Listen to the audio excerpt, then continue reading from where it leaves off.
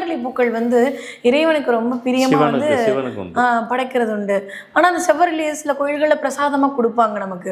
அப்படி கொடுக்கக்கூடிய பூக்கள் நம்ம தலையில வச்சுக்கலாமா சார்? இல்லை, பொதுவாக வந்துட்டு இந்த அரளிப்பூ இதெல்லாம் வந்துட்டு சிவனுக்கு உகந்த பூ. அதெல்லாம் நீங்கள் தலையில் வைக்கிறத விட வீட்டில் கேஷ் பாக்ஸில் வச்சுருங்க.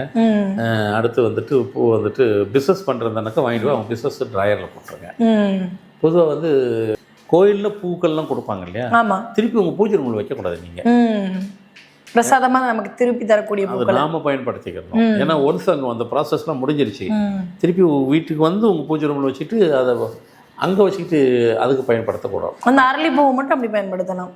அரளிப்பூ அப்படி பயன்படுத்த சொல்லலை. உங்கள் பிஸ்னஸ் பண்ண பிஸ்னஸில் போடுறீங்க, இல்லை பீரோவில் இருந்து கேஷ் பாக்ஸில் போடுறோம். பெண்கள் கூட அதை வைக்கக்கூடாது. ஏன்னா அது வந்து அவங்களுக்கு உண்டான பூ, இறைவனுக்கு உண்டான பூ. நமக்கு இறைவனுக்கு சாத்துறது நமக்கும் படைச்சி நம்மளும் பாவிச்சிக்கலாம் அப்படின்னாக்கா மல்லிகைப்பூ, முதல்ல சொன்ன மாதிரி மல்லிகைப்பூ, இந்த மாதிரி பூ தான். மீதி எல்லாம் ஃபுல் ரைட்ஸ் அவங்களுக்கு தான் இருக்குது.